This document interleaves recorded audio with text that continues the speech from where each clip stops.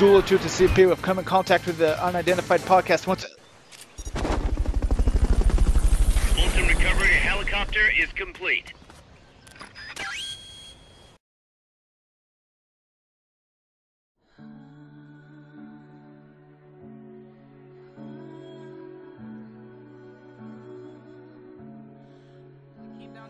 Kojima didn't want to do this anymore. Like, he was done. He told his story and he wanted to get out.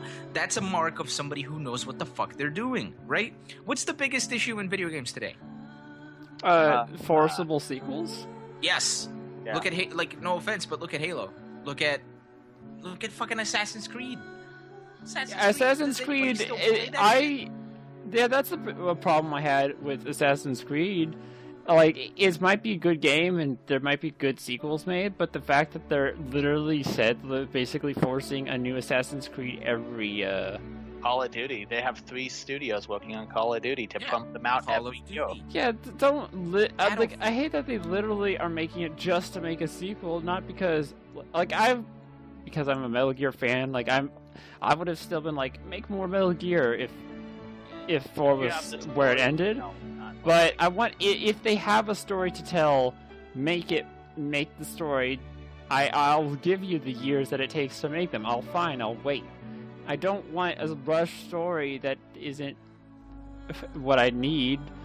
Like, I don't want a horribly put together game like Assassin's Creed, whichever number it was, with the very, very jank, like, cutscenes. I can't tell you what number that was, but it was Unity. Yeah. So they're doing it for the sake of. They're doing it just for the sake of selling it. They're not doing it because they want to. It doesn't work when they're like not passionate. Like Silent Hills seems like to be a super game. Like, it was like passionately made. It was revolutionary, and it actually a demo that was put for the PlayStation 4. Just a small 1-level demo has now like affected. Not only made people lose their shit and was like super revolutionary, but now has defined like those horror elements that they introduced. In the shitstorm that the two best friends are doing, there's a couple games that are now basing themselves upon the scare tactics that were used, the whole reoccurring hallways and stuff like that. There's some games that advertise themselves as PT-inspired horror games. Like, they're inspired by a teaser. A game that's not even out. A game that could have been one of the best horror games ever of all time. Nah, Pachinko. Got fucked. And here's the thing, I was super excited that Norman Reedus was the headlining actor for it. Yeah. I think Norman Reedus is a great actor. I loved him not only in Walking Dead, but like half of the shit that he's ever done. Yeah. Like, half of the shit that he's in is amazing. Well, not half of the shit, but most of the shit that he's in is amazing. Half. But like, you know what I'm saying? Like, they had all of the makings to make this like one of the most the game. You know what I'm talking about? It would have been the horror game. Seriously. The Metal Gear Solid 1. The Halo 1. Like, the revolutionary, age-defining game that everyone would have just poured buckets of money just to play it. Right. Like, what else? Like Fatal Frame. Fatal Frame was a game like that, although not a lot of people like it. Although it was huge in Japan. What other horror game was like that? Oh, Amnesia: The Dark Descent. Yeah, that was absolutely a Let's Play, like, Markiplier starting game is Amnesia. Everything was based upon that. Amnesia was like everywhere started. And now when you go back to it, it's very clear that it was an early game, not as defined, but back then it was like amazing. It started Amnesia, that version of horror. I'd like to think Amnesia kind of started this horror craze. Exactly. That people right now. That and the Slender. Resident Evil, the original Resident Evil as well. You're absolutely right. Like, that was survival horror at the time. Doom, dare I say? House of the Dead. House of the Dead. Well, House of the Dead was more like a crazy railroad. I think you're like House of the Dead. Wait. I mean, I love House of the Dead. I know, but like light gun shooters is part of that style, because there's like tons of spin-offs of like House of the Dead style light shooters that weren't arcade. Right, but so like in essence, what we're trying to say is all of these games paved the way for what games are today, right? For example, Halo defined the multiplayer platform, like the multiplayer shooter, first-person shooter. Before that, there was nothing like it. The Call of Duty, like the old World War II games kind of had that, but it wasn't fleshed out and it was shitty until Halo came across with this shit, right? With the way they were handling the game, how they did that. That paved the way for the first-person shooter. Resident Evil kind of paved the way for the survival horror genre, like for what now we see as like, you know, like we can't really look at Resident Evil anymore because the newer games are don't worry about them. By the way, did you see the new Resident Evil stuff that they're coming out with, Umbrella Corps? Isn't it like a PvP shooter game? It's a first-person shooter, competitive first-person shooter. So isn't that's great? I'd rather have a like all joking aside, it does kind of look cool. I'm not gonna lie, it does look kind of cool. That's like Theo. Like, I don't know, it just seems weird. Yeah, but like, you know, it was Resident Evil at the time. It was Mortal Kombat and Street Fighter defining Street Fighter or Street. See, I want to call them Street Fighters, but fighting games. It was StarCraft defining RTSs. It was World of Warcraft defining MMORPGs. Shit like this. Oh, everything. There's a set of games that you can kind of base the first one that split off it from the previous genres that existed. Right. This Silent Hills could have been that game. It could have been one of those games that would have defined the upcoming generation of horror games. Yeah, any other future horror games, and then in and of itself, it would have been the game that everyone still played, everyone still talked about, everyone still, you know, scared their pants off playing, like, scared you more than your own house at the time. And you know what it was? It was the fact that Guillermo del Toro and Kojima were not afraid to take chances, and that's why they're both great at what they do. They take chances. Right?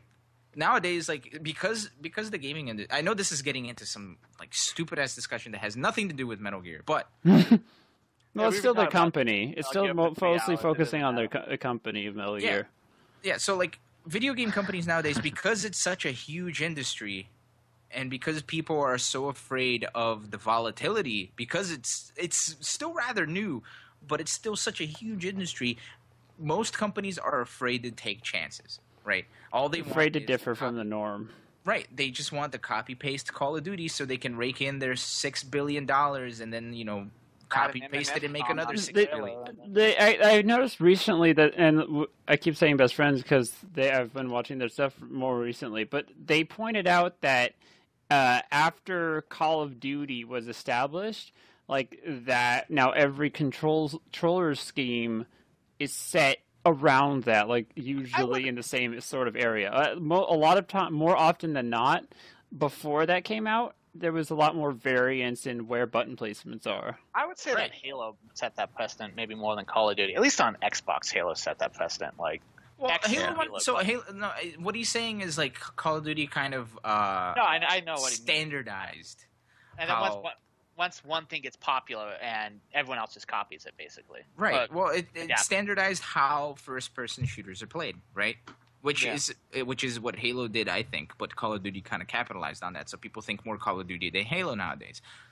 But if it wasn't for Halo taking that chance, if it wasn't for Microsoft Studios and Bungie taking that chance on Halo on trying to do something different like that, none of this would be happening, right? But because people are so afraid of taking that chance, because, you know, AAA games are sometimes more expensive than fucking movies nowadays. Yeah. Oh, yeah. They're a shit ton of money. And understandably so. Like, if I was putting six, or I don't know why I keep saying six, but if I was pulling like $20 million into a project, I'd want to make sure, for all intents and purposes, that it was going to be successful. Yeah.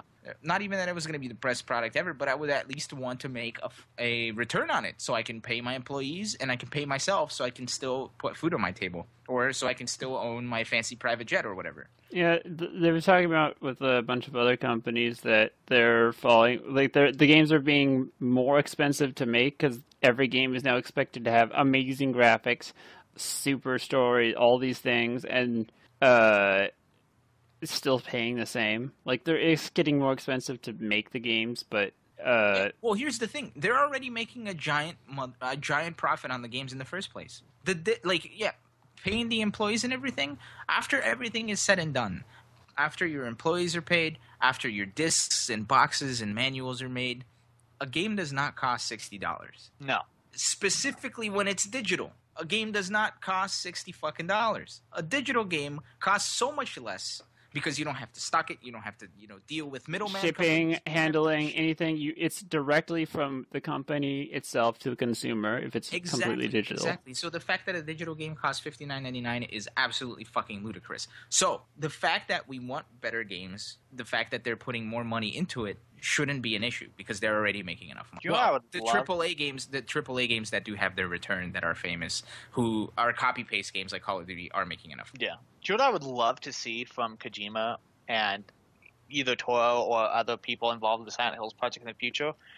If they went and made their own indie company and just published their own shit and made their own games. Yeah, made Silent Hills, or like not in the Silent Hills universe, but a spooky game that is what they were planning to make with that storyline, just not Silent Hill, then that would be perfectly fine. Fictional games or other studios that are like indie horror game developers. That would be amazing. Yeah, they would come up with some of the best stuff, I feel, if they were just in control of their own projects. Well, that's kind of the beauty of the game market right now, is because there's such a high demand for indie games because they're different and the developers are willing to take a chance on it. Now it's easier to publish an indie game more so than it ever has. But, it's funny how people say history repeats itself, and I've never seen it so much truer than what it is now. You guys remember the game crash of, the 80s? No, I wasn't even alive. Yeah. Well, I wasn't alive either, but you've heard of it, right? Yes, there were so many saturated, shitty games on every console that they made a landfill of them. Well, not even that, but every game was kind of terrible because everybody had the opportunity to publish, right? Until Nintendo said no. Yeah. Now look at where we are again. Steam is now taking a stance for the early access games need to work. Yeah. Well, not even that, but again, if a game is done, if they say, hey, here, put this on the market, they just say, okay. It's not, oh, we have to verify this first to make sure we want to put this out there because we want it to be good. That's why the NES is still sought as one of the better systems today, is because they said, no, we're not going to publish your shitty games. We're not going to be the Atari. We're not going to be the ColecoVision. We want our games to be good. And if your games don't meet our standards, we're not going to fucking publish it, and you're not going to be allowed to publish it on our system, so you better find somewhere else to be, right? And what's happening now is exactly what caused Nintendo to do that. And Nintendo, oddly enough, still very much in their own space. So I think Nintendo really, I think the gaming industry is going to crash again soon. Because we're at that point where we're getting an oversaturation of games. Many games are, like in the past, year, all the games that are being released now, okay, get the hype up going, this another game is coming, it's another sequel, point two, but don't worry about that, this new game is coming, it horribly fails, the Halo launch horribly failed, it's broken. All these things, the 4 sequels are the only things that are coming out, and the only things that are coming out are being destroyed. Even a game like this, it's not as broken, it's one of the better games to come out for a while, it's incomplete. It's sad that one of the best games to come out as of late seem to be still not even done. Not just not as good, they're just literally not done. Yeah, there's a lot of games coming out from big publishers that just aren't done. Yep. And so the huge gaming industry that's been built over these, I'm going to say half a decade. It hasn't even been in a full decade, this gaming industry that we know today, where you have AAA companies making billion-dollar games and getting billion-dollar returns, right? That's going to crash really soon. And you know what's going to be left standing? And I hate myself for saying this, but free-to-play MOBAs. Why? Because all that you have invested in those are time.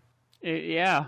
Those are actually becoming the more established. The only thing I haven't seen falling behind, and in fact getting better, is the MOBAs like League of Legends, which every year the prizes are, of course, not as big as any other sports players, but are becoming esports is becoming more legitimate and actually being established. They have the full teams, they have the full support, they have the players that are serious and the players that are just kicking around a ball in their backyard playing casual games. Games is still making $40 million a month.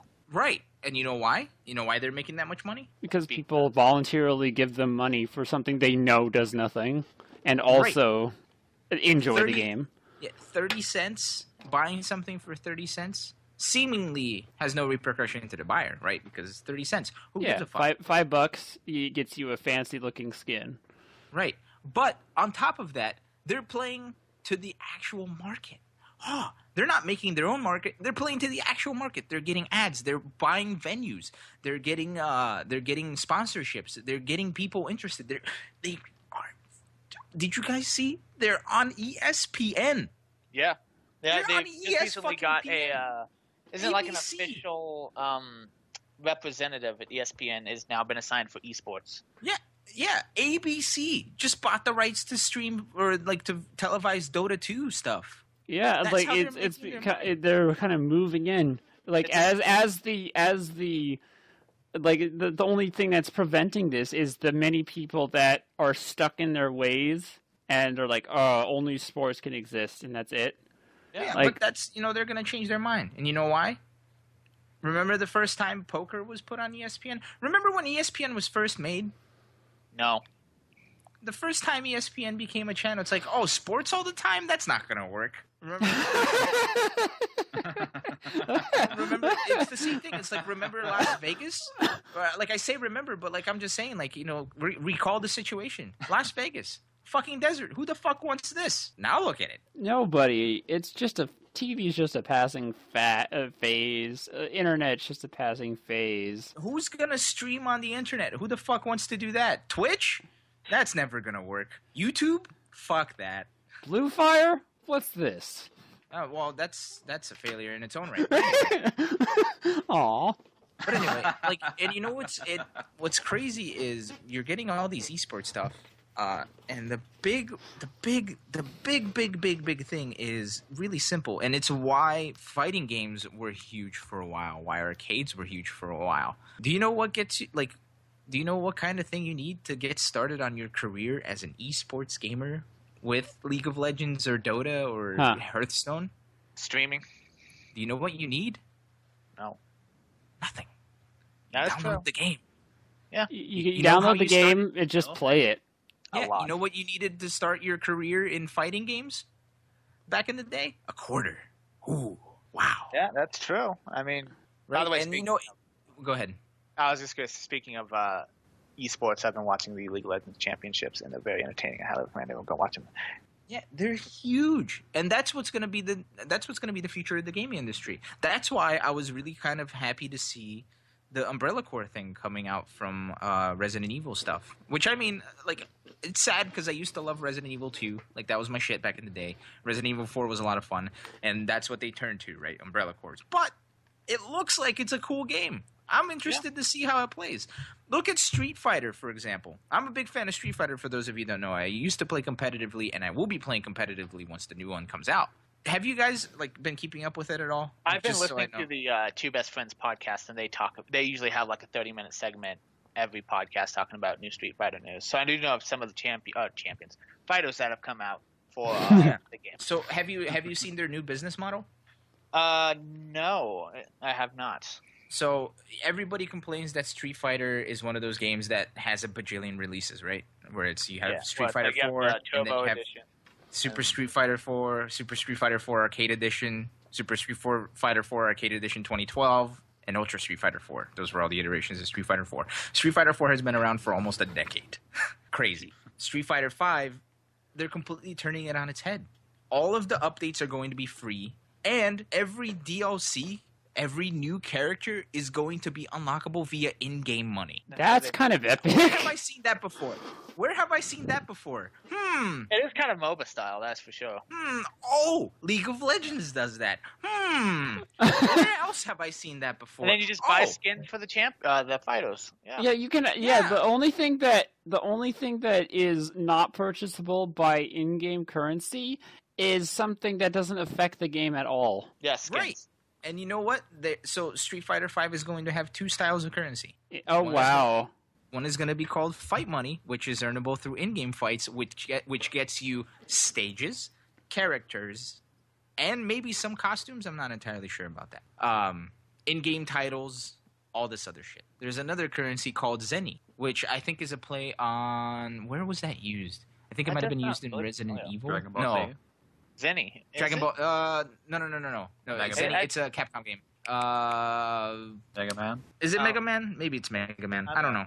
I'll Google it. Zen. But anyway, currency called Zenny, which is purchasable only through money, real money, and is used to get somebody fill in Costumes? the blank costumes, aesthetic stuff. But here's the thing: you can also buy characters like that. Yeah. And that's So totally if you fine. wanted to, you could earn. You can either earn your characters, earn your game, or if you don't want to spend, the time doing it, you can just purchase it with $5. Right, That is exactly the League of Legends model, basically. right. And did you see what happened to Street Fighter recently? Do you know why Street Fighter 5 is a thing now and not 20 years from now? No.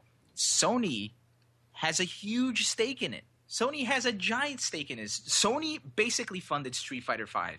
And what's happening out of it? It's an exclusive on PlayStation 4, but it's also going to be playable on PC. But you can cross-play, right? So people on PC can play against PlayStation 4. So it's one community.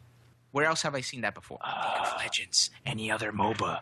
I guess. That's Yeah, kinda- Smite has the system. Oh, Smite. Yeah. League of Legends doesn't go cross-platform, that just because the But it's only complicated available on controls. PC, right? Yeah. Yeah. So there's only one community for it, right? It's not 3. Yeah, true. Yeah. Isn't Killer Instinct supposed to be released sometime on PC too? Yeah, Killer Instinct's coming out on PC in March. Oh, really? Oh, cool. Yeah. I was wondering when that's coming out. I'm actually really excited because I've been wanting to get that game, but I'm not going to buy an Xbox One for it. But here's the other thing too that Sony's picking up on. Have you guys heard of like the crazy Street Fighter tournaments that have been going on recently? Not recently, no. I'm sort of out of loop with fighting games as far So as. Evo happened, and it was one of the most talked about events for that month. It was in July, I think. It was massive, right? I think they broke a record on not Twitch viewers, but they broke the all-time record of people watching Evo this year with over 200,000 people watching. Plus, there was another Japanese streaming website that was streaming it as well. So in total, there were about 500,000 people watching this thing happen. Do you know what the numbers are for the Super Bowl? How much did you say? Over 9,000! I'm assuming over 9. I would assume like maybe 5 million. I don't think it's that. I don't quite think it's that big, but it's getting there. But so my point is, the Super Bowl number is in the millions. For the first time ever, a fighting game, which is like it's subservient to MOBAs at this point. It's a little less popular. Broke 500,000 views on an event. That's huge, right? Hell, Yeah. Dota finally got televised, right? So it's a step above, whatever. Dota got televised. League of Legends got televised. All of this shit's starting to get televised. So what did Sony do? Sony now has a stake in Street Fighter 5. So that it can be televised and they can get money off of it. They're adding money so they can run these goddamn events. So it makes it bigger. So all that you have to do is purchase this game to get started on your fighting game career. Because it's no longer an arcade where you can go in with a quarter and get started. So all you have to do is buy just the game, and you have the potential of having a lifelong career just playing a fighting game. And a good example is that even if you don't necessarily want to make a career, we have the Siwin who's not even given a single cent to League of Legends, but he's played for 5 years, was there since the beginning, played for 5 years, and slowly moved up the ranks and is still enjoying it to this day. Yeah. And he hasn't had to pay them a cent. All the way, I skins just he's wanna- gotten was through rewards or gifts. I just want to mention I said 5 million for the Super Bowl. I was way off. It's 114 million this year. I was Close. close. But that's for the largest events. Yeah, that's the largest right. one of the sports. largest sports events in history. Right. But see, here's the thing, and where I'm getting at is Sony bought this. Sony is adding money for these events to happen, right? I think it's for just going to example, grow exponentially. right, Capcom Cup, which is basically the thing, right? It's the league, for example. So anybody that wins a tournament that's affiliated with Capcom gets points towards this Capcom Cup. It's happening at the PlayStation Experience, a trade show. A fighting game tournament is happening at a trade show for investors to come in and check out stuff. It's a good unfucking place to believable. do it. That's a good place to do it when you see 5 million people around the world watching someone play their tournament, and you're like, I should get in on this. Yeah, and just so you guys know, Ooh, What was the? By the way, I Go want to ahead. mention the League of Legends championship and what is that? Season 3. So I think that was a couple years. That's like 2 years We're ago. in season was 5, 30 aren't we? Yes. It was 32 million viewers for the World Championship in Season 3. Right. What do you think So, it's going to be for this time? The World Champion's about to happen again, isn't it? yeah, I'll look it up. It's probably going to be higher than that. They're like 50, maybe? So, but here's the thing. Half the Super Bowl? Here's the thing. Last year, Capcom Cup, which is this tournament that's going to happen in December at the PlayStation Experience, the prize pot was $10,000. That's a shit ton of money, right? Yeah. Do you want to guess how much it is now that Sony's behind it? 150,000. $500,000. Damn. Yeah, the league $500,000. championship was $1 million. Yeah, Yeah. $500,000 for fighting games. The biggest prize pot. And that's not counting that- sponsorships either. Yeah, the biggest prize pot that ever comes out of video gaming, I think, was in Dota when they had that 50 million. 50 million? Yeah, it was like a 50 million prize pot. Shit. I was impressed with League's $1 million. Yeah, no, Dota pulled that out. I forget where it was, but I definitely remember seeing that it was 50 million. I even remember thinking, man, I'm playing the wrong game. Yeah. I should just But, quit college right now and go play Dota. Well, don't do that. Get Because look 50 at it this way. It's huge now, but is it Yeah. going to be huge in about 5 years?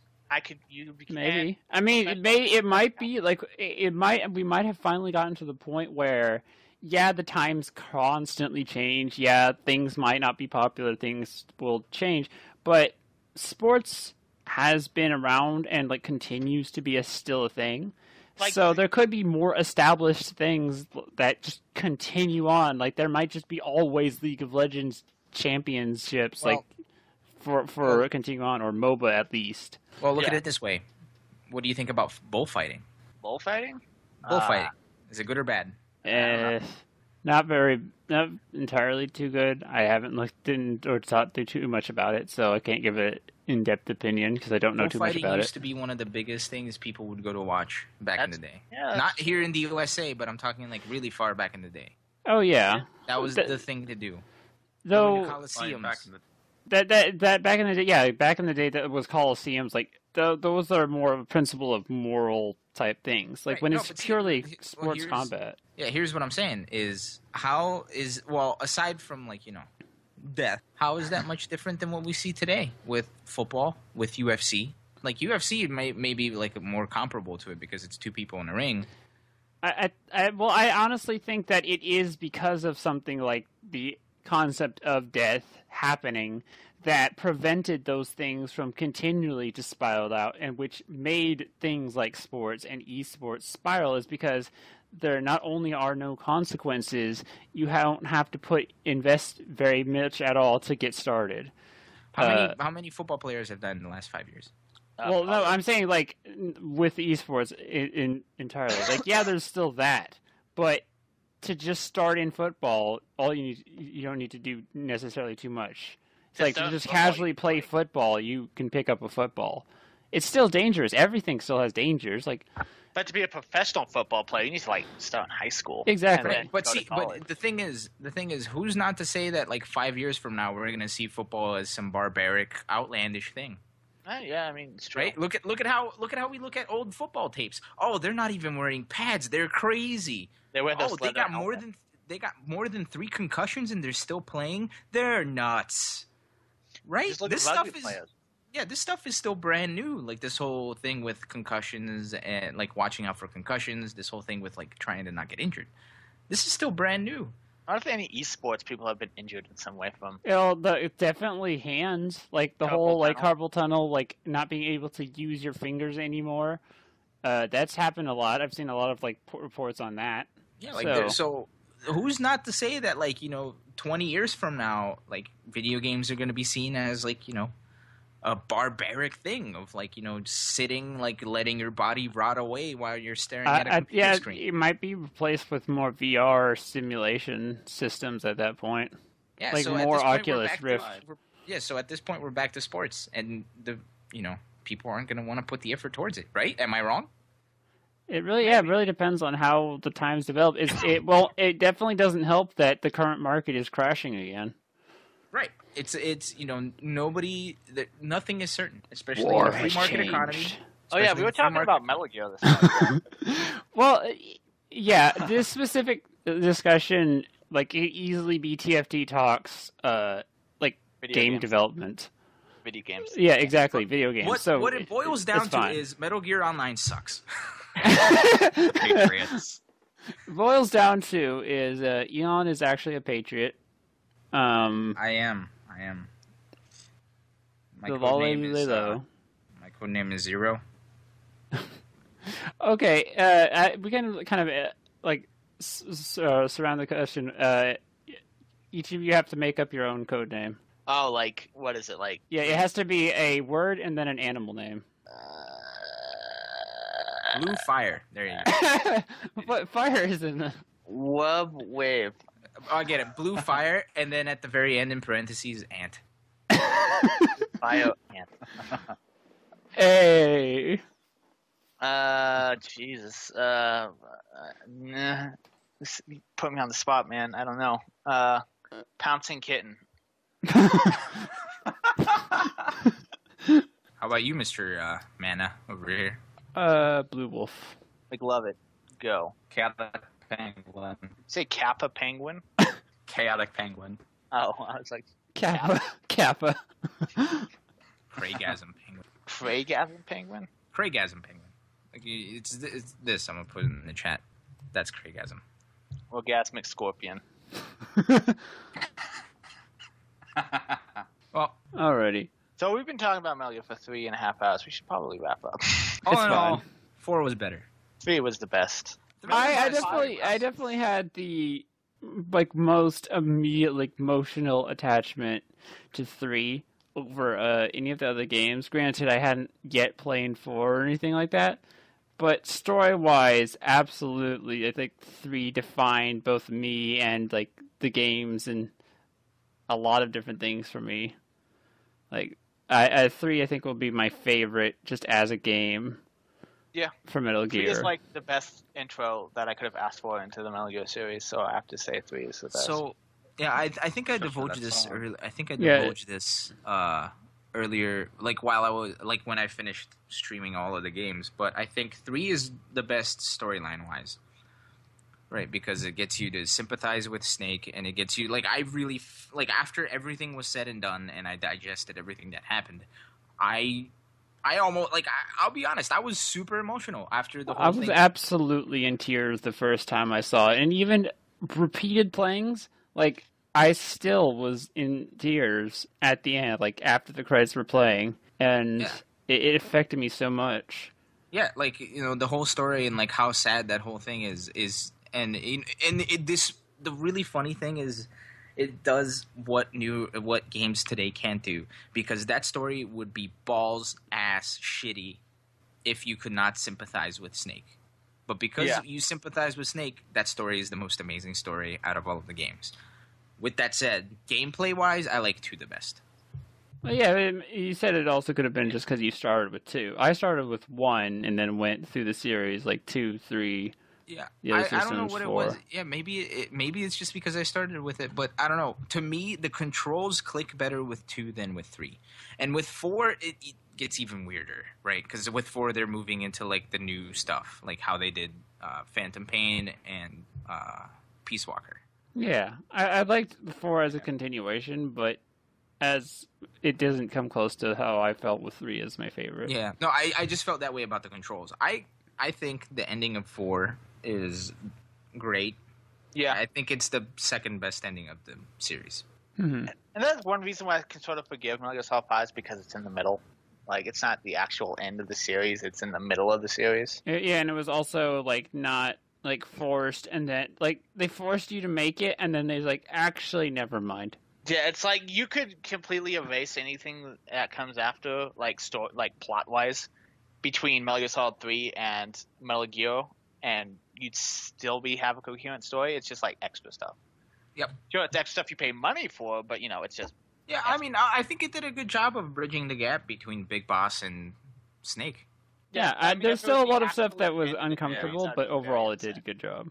Yeah, if it was the absolute end of the series, like story-wise, I would be very upset. But because it's in the middle, I'm like, I know where the story ends and where it begins. Yeah, and most of the stuff. There's still a lot of stuff that, as a super fanboy of it, I want to see happen. I want to see the adventures of Liquid and Psycho Mantis just happen. But it's, as a story, wrapping it up, it's pretty nice. Yeah, no, the game just felt very forced, and we know the backstory with Kojima and Konami, so Yeah, that didn't help. A forced game and then under horrible conditions. Yeah, and what's funny is like, I think nowadays people who play these games are so involved with who creates them that they all know that it wasn't Kojima's fault. Yeah. I'm glad they don't blame him. Yeah, they just because if this was back in the day when people were kind of out of touch, like because the internet wasn't such a huge thing, people would just be like, "Wow, this new Kojima game sucks ass." Thanks, Guess Kojima. he's washed up now. yeah, everyone's like, thanks, Konami. The only thing they blame Kojima for is quiet. I mean, I killed her, so I don't know. And that shouldn't even be a surprise to anyone. No, knowing the Metal Gear. Yeah, every single Metal Gear has had lewd additions up until like this point. Like even Metal Gear Solid 1 with Sniper Wolf. Exactly, Sniper Wolf, and also like you could look on Meryl. And Like you saw her in underwear a couple times. yeah, you saw her in underwear. You had Psycho Mantis like say like make love to me through her. So Well, that's more a creepy. thing. That was more creepy than sexy. I'll be Yeah, honest. yeah. Granted, but that still existed. You also had to identify her by her butt when she was. Look at her butt. Plot point, butt. Actually, you know what? You know what's funny? To this day, I still have never identified her by her butt. I just run up to her and she runs to the bathroom. That's how I check. What was that noise? Whose footprints are these? Metal Gear. Shut up in there, will you? That was the most weird. Oh my gosh. I love how Kojima breaks the fourth. This is something that we didn't get to, and this is something that's also absent in the Phantom Pain. Is there's no breaking of the fourth wall as much. Is there any at all? Really? I don't think so. There's Well, a couple of times where, like, I I think in the beginning, Ishmael's like, use the crouch button to crouch. Like, Well, yeah, crouch. but they always do. It doesn't count. I know, but still, that's the closest I can think of. Like, yeah, Psycho I was Mantis thinking- reading your memory card in the first game. In the second game, talking about you're playing a video game for a long time. Well, not even that, but I can't remember whether it's the second or the first Metal Gear Solid. But when you run into oh my god, Grey Wolf, Gray Fox. Gray Fox, thank you. Listen. When you run into him, it's not the first time where you fight him. I think it may be in Metal Gear Solid 2, where he says, "So I know you won't try anything. I need you to unplug your controller." Yeah. Wow. That's I did breaking not the know that happened. Yeah, I think it might be in the first one. After It would have he sets it you would have free. been in the first Metal Gear because that I would have remembered that vividly if that had happened in the future. Yeah, and like the first Metal Gear Solid does have its branching path, right? And it comes with the torture scene where you can give up and then Meryl dies, or whatever, or you can sneak out, right? Or if you die, it's game over, and if you haven't saved, it's back to the beginning or your last save point. Right. But so you have like a plethora of ways of getting out of there. One, like my favorite one, is when Otacon gives you ketchup and you just lay down and put ketchup on yourself. So it's like, oh my god, you killed yourself. I think that one's the funniest, and it's funny how many times I fuck that up too. Like how many times like I've gotten the guard in there and then I punch him and he just runs out. It's like fuck. But I think towards like if you withstand that torture long enough, I think Gray Fox comes in and lets you out. And as he's letting you out, you get this extra cutscene where he's like, Really? I need you to unplug your controller so I know you won't try anything and just listen to me. Really? I also liked in Oh my gosh. when you're revisiting Shadow Moses, Otacon's like, Snake, I need you to place a disc. And he's like, what? And he's like, oh, that's right. We're in the future. You don't have to do that because of Blu-ray discs. And you're just like, that's amazing. And you defeat Psycho Mantis the second time ever. He's just like, vibration is back. Oh my gosh. Yeah, and the whole thing with Psycho Mantis where you have to plug your controller into player 2 so he can't read what you're doing. Like The all of that shit. memory. God. Yeah, all of that shit was pretty amazing. And So you know, you're I like think- Castlevania. Yep. If you have any other Capcom games in your hard drive or in your Or memory with the card, Twin Snakes, you like Super Mario Sunshine. I've never played Twin Snakes. So I don't Yeah, know. Twin Snakes. That's a game that I was sad about. I'm just gonna talk about this one shortly. They redid the first one. They, for some reason, redid all the lines. It's by the same people, I think, like all the people, but it's just them repeating it. So it's not as enthusiastic, and the voices, like, they took away. They seem to go politically correct or something. Like they took away all the hard accents, like of the like Russian person of the mailing, like, and they messed up the dialogue. It's a Rayling's subtle accent point. made no sense though. She's from America. Why does she sound like that? True, but like know I'm what saying, you mean. part of the story, they also messed up the musical timing. Like the song that we all know is Metal Gear Solid's like song. They like took that out of the like cut scenes that they had, like when what's her name was talking to you in the jail cell, like put the control on your arm, like that type of stuff. The only thing they really made better was they did add a little bit more to the cutscenes, and specifically like Psycho Mantis's battle and introduction and scenes like that went all out. Like with the third world, like they showed the fire effects which were added, and his music was absolutely improved. But as a game, like, it might be subtle. It might just be being a fan. You notice the difference, but I felt like they didn't. They changed more than they should have. They could have just made a graphical improvement, but like they pointlessly redid the lines. But anyway, that's the Twin Snakes. Yeah, I don't know. I've never played it, but apparently, like, according to Kojima, like half of those Metal Gear games aren't actually canon.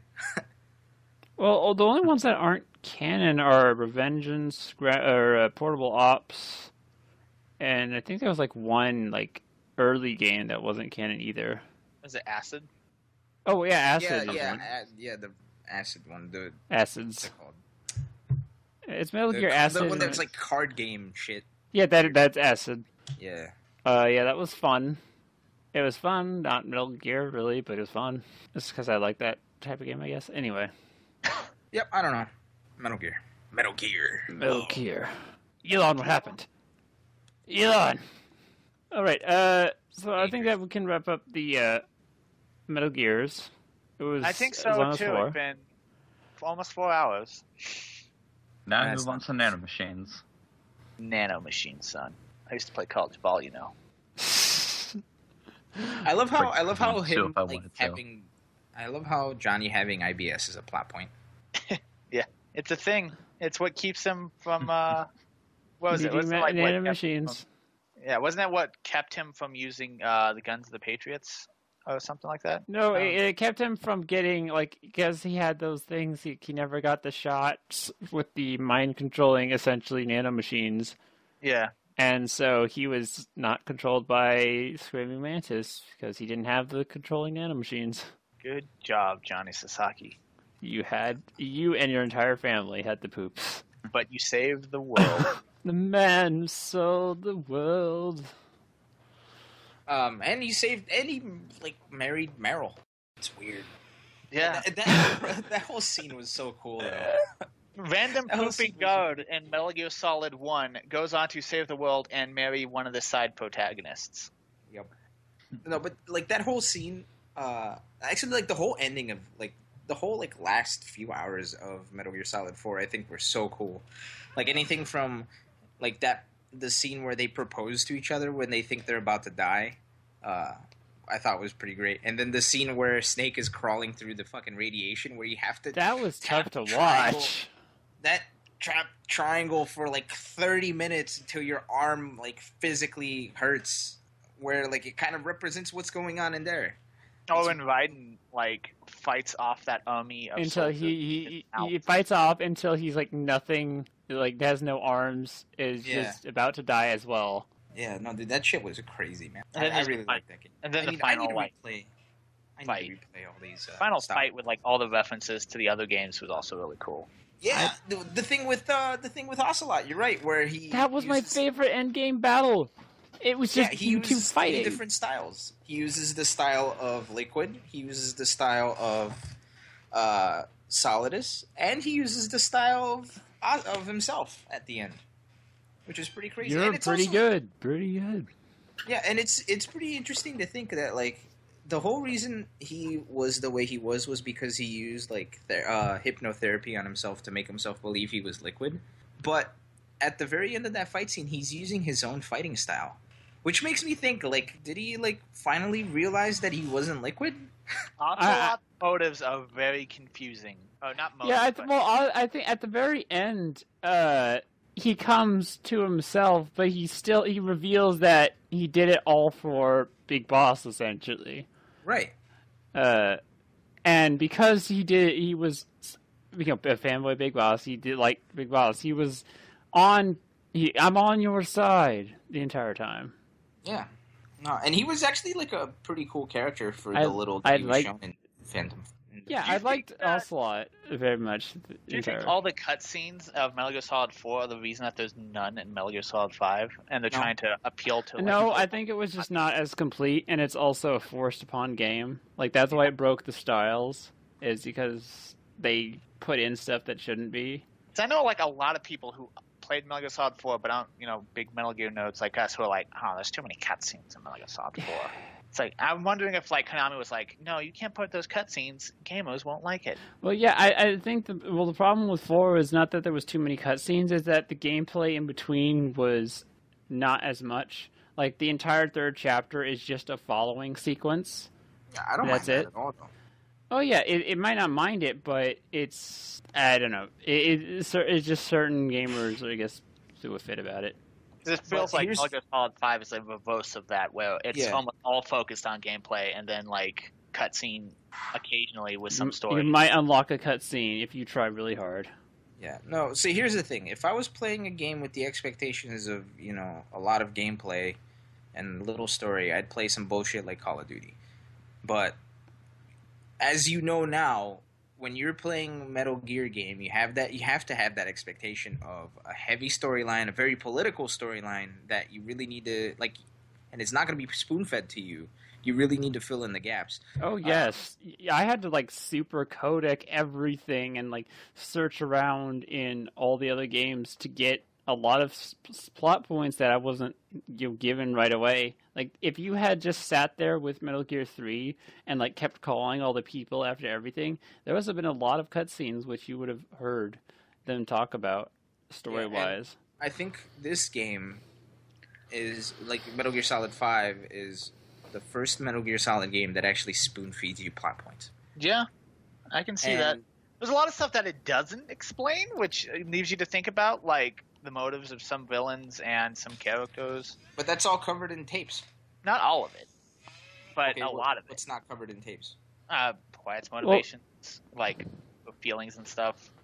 Yeah, the stuff that's not covered in the tapes is the stuff that was literally left out of the game. Yeah, like that's the game itself is all covered itself. Yeah, that makes sense. Pretty much. Again, I don't know anything about Quiet because I killed that bitch. Was your chat like exploding at the time? Yeah, a couple people were like, "Oh, why'd you do that?" I was like, I don't know. And I actually it was a really tough decision too. Like I actually recall this pretty well because it was really cool. I had her down, like she was knocked out. Even though like I tried the tranquilizer and everything, but it wasn't working. I had her down, and I was about to put her on the airplane, but I was like, you know what? Nah, I just shot her. I sat there for 15 minutes just thinking about it, going back and forth in my head. And then when I had finally decided, I actually picked her up too. I picked her up and I was about to start walking towards the chopper, but I just threw her down and I was like, fuck you. Don't worry, Octagon, I'll save you. Never mind. It's my special move. We need to show you those little videos. Anyway. Okay, so we should... as we were attempting to do, thank you, Ilan, for coming to the Metal Gear podcast. Did we ever talk about those posters? Yes, we did. So, was there any purpose behind You put them on your box, and they do various things when you put them on the box. That's really dumb. By the way, the only I couldn't find any use for the box except for the fast traveling stuff. I didn't really use the box, but that's just because I was like already sniping at that point, so never really close enough for it to be relevant. Well, like they weren't relevant at all. I didn't think. The only thing they did was multiplayer. Like why or how? It stops the little dog snare thing from charming you. Oh, so you mean in Metal Gear Online? Oh, okay. You can also do some sick slides with it. Well, yeah, that is fun. But see, the only reason I thought that cardboard box was there was for the fast traveling. Did you guys like? I didn't realize the fast traveling was a thing until much later. Yeah, I didn't even realize there was a return to the aerial command center button in the menu that I could just hit after until like 120 hours into the game, and I was like, "Fuck! I could have just been teleporting to the copter after every mission." Did you know that there was a you can Fulton out with a? I tried doing crate? that. I tried doing that. I just slide it off. Well, there's a mission task. I haven't tried it yet, but there's a mission task to exit the mission area via a box. So it must be possible. Yeah, or else it would be a mission task. You get on top of the Fulton, or you get on top of a crate of materials. Yeah. And you Fulton, and when you're on top of it, you can place a Fulton on it. And as you place the Fulton, it gives you another prompt to hit triangle again once the balloon is up. And once you do, you just hold on to the balloon and you fly back to base. Okay, so yeah, we've been doing it like we Fulton it already, and then it happens. And then we jump on it, and okay. I'll try that at some point. Yeah, that should. I wish you could do that with vehicles, like with the Jeep. It seems like it would be the easiest thing to do, but apparently they don't let you. No, it's really quick. Yeah. That's dumb. Anyway, I think I've delayed the end of this. We could split this into 2 podcasts. Yeah, I'll look over it. I might actually do a side note and just say this is Metal Gear Talks Video Games. This is Metal Gear 1, Metal Gear 2, Metal Gear 4. Metal Gear Ilan. Metal Gear. Damn. Metal Gear. Metal Gear. Use your weapon. You're that ninja. Ninja? Fuck guy. Did you know what's great too? I never realized this, but in Metal Gear 2, it explains the whole rivalry between Gray Fox and Snake.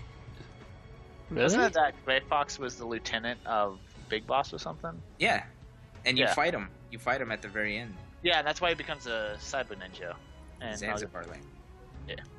Yeah, and it's funny too because they have when you fight them and when you're figuring stuff out about them, they show you screenshots of Zanzibar Land when you were fighting them. Oh, like the NES version of the game? Yeah, or the MSX, whatever. Yeah, that's. I wish they did more of that. Anyway. That was another series of games. That was another series of games that actually broke the fourth wall a lot. In the first one, you had to check the manual for. Oh yeah, because that was like the anti-piracy thing was that you had to go into the manual and check the actual channel to call the person to progress the story. Well, not even that, but it gave you it. So apparently, in the Vietnam War, the soldiers developed a way of communicating, which is where you have a grid of 8x8, which has all of the alphabetical letters and the numbers 1 through 9. Or 0 through 9. And they tap it, right? So it'd be like, then you rest for a little bit, then you do the next letter, and do that. And there's that in the game, and they have the chart in the manual, so you have to look that up. And then that's, and then it's somebody's name and then a number. And then there's another letter you find in the manual that when you decode it, you have to decode it and then flip it upside down to get the right number. Jesus Christ. It's like, damn. It's like rocket surgery over there. Anyway, now I think I've delayed this enough. What time is it? Where are you? We got 15 seconds until midnight. So let's go for 15 more seconds. Alright, you're that ninja. I give my life. Alright, it's midnight. Congratulations. But Heaven's Divide is my favorite tune out of the series, I'll be honest. Which one game is that from? Peace Walker. Ow. When heavens divide. It's the end credits tune. Yes. I mean, I'm gonna sound like a scrub here, but my favorite tunes come from Metal Gear Rising because They're just like the best thing to like walk around town listening to. I'm sorry. It has a really good soundtrack. But it does. But it does though. You know what's weird though? The end scene of Metal Gear Solid 3 when you're fighting boss. The fact that they play Snake Eater is both great and kind of weird. Oh. Because specifically the spot they start, they have like that wah guitar sound. Yeah. That kind of makes it sound like a porn soundtrack for a millisecond. Bram, bram, bram, bram, bram. That? What? I have no idea what you just attempted to do. Oh, okay. Let me stop stream. Let me fuck my guys. All right. Yep. Bye, peoples. Bye from the Metal Gear land. Zanzibar, man. We didn't even talk about the ending of. We didn't even talk about the. All right.